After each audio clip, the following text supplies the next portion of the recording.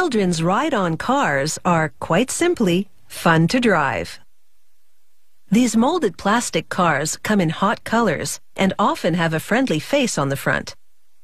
These cars have character, and that's why it's often bumper to bumper at the neighborhood playground.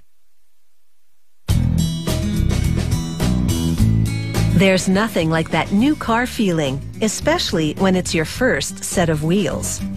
Like many toys, the appeal of the ride-on car lies with children's desire to emulate adults. And behind the wheel of their own little vehicle, a child can feel all grown up.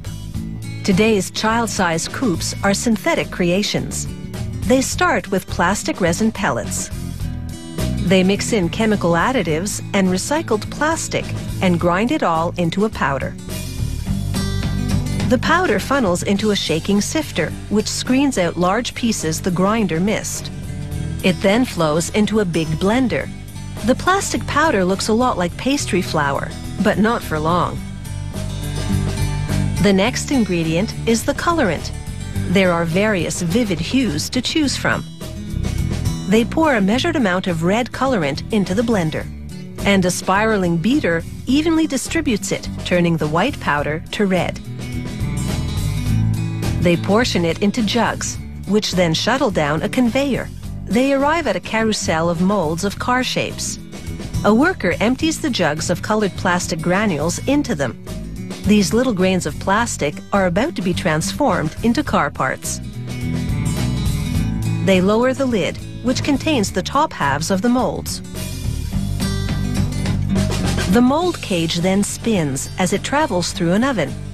The plastic inside melts, and the spinning action ensures it completely coats the inside of the molds to create solid parts with a hollow interior. The cage then rolls into a station where a spray of water cools everything down and causes the plastic inside to solidify. The mold cage stops spinning, and a worker hooks it up to a crane, which lifts the lid. The powdered colored plastic has been transformed into ride-on car parts, and it's taken just 35 minutes. Some parts fall out, and others have to be pulled out, but it's easy work thanks to the mold's non-stick surface. Seepage during molding creates unwanted bits and nubs on the main car body, which they trim off by hand. They also shave areas that appear uneven.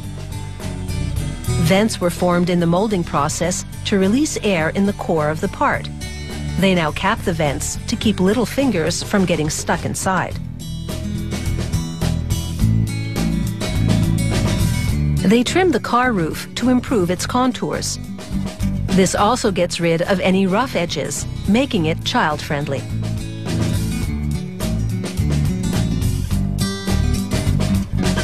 They fit company medallions into slots in the roof pillars. And they do a bit more trimming to improve the profile of the parts.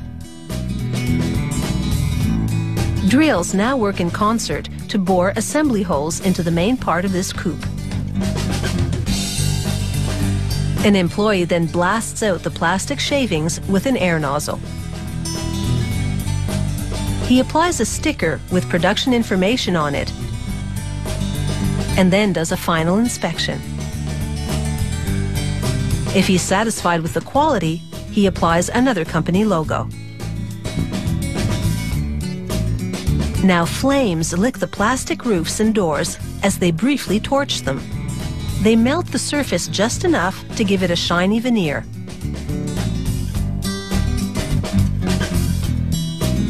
At the end of the production line, they pack up all the parts of this children's ride-on car.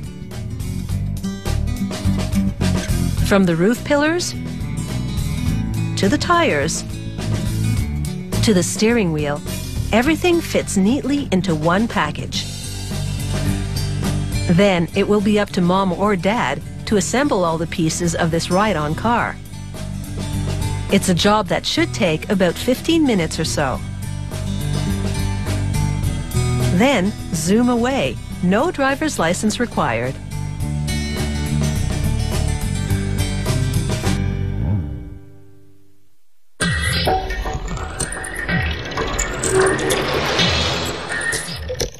If you have any comments about the show, or if you'd like to suggest topics for future shows, drop us a line at www.howitsmade.com.